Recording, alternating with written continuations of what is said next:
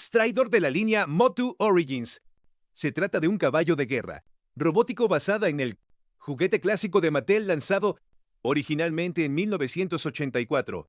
Esta versión moderna actualiza el diseño retro con mayor movilidad, en especial en las múltiples articulaciones del cuello, detalles esculpidos y pintura metalizada.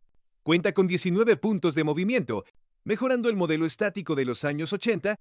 Incluye 2 cascos intercambiables, una brida con cuerda real, efectos de disparo de plasma y una base de exhibición conectable al castillo Grayskull. Con un tamaño aproximado de 17.5 centímetros, unas 7 pulgadas de alto y 26.5 centímetros de largo. Es compatible con los personajes de 5.5 pulgadas de la colección Origins. Tenemos un vehículo bestia personaje, que luce maravilloso, haciendo homenaje a nuestros recuerdos ochenteros de antaño.